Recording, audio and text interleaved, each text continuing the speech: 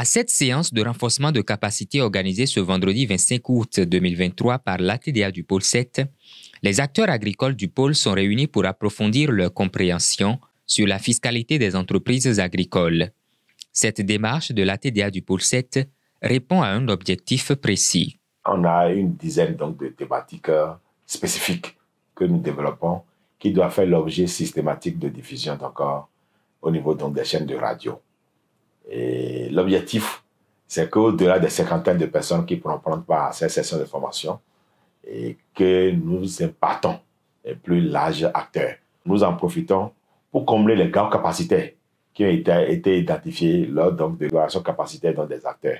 Pour ceux qui trouvent la chance, l'occasion de participer donc, à cette formation, au-delà donc, de la diffusion qui va permettre de donner quelques informations, nous donnons comme conseil qu'à leur retour d'organiser des séances de restitution.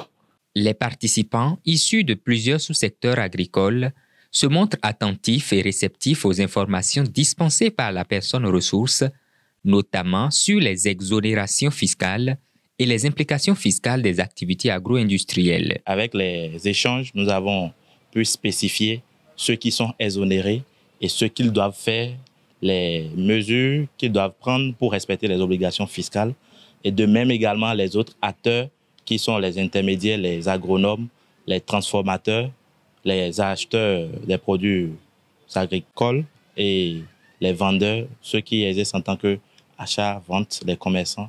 On a pu spécifier les impôts auxquels ils sont assujettis en fonction de leur régime d'imposition, en fonction de leur chiffre d'affaires. Satisfait de la clarté des informations fournies et de la pertinence des exemples partagés, certains participants expriment leur désir d'appliquer ces nouvelles connaissances.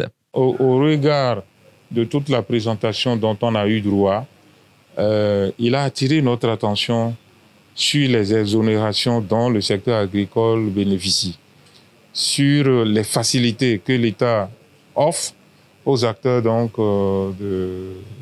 du secteur agricole. Mais également, il a attiré notre attention sur le minimum des autres impôts que nous devons payer, mais qui ne dépendent pas forcément de notre secteur d'activité. Nous sommes bien éclairés et que désormais, nous sommes prêts maintenant à accompagner l'État dans le paiement à bonne date de nos impôts. Les mots me manquent pour vraiment remercier l'ATDA parce que c'était une formation qu'il fallait et puis vraiment, il faut leur dire merci et aussi dire merci au facilitateur parce qu'il a su utiliser les mots qu'il faut à la place qu'il faut et puis la formation s'est très bien déroulée. Cette séance de formation organisée par l'ATDA du pôle 7 sur la fiscalité des entreprises agricoles met en avant le rôle vital de l'éducation fiscale pour les acteurs du secteur.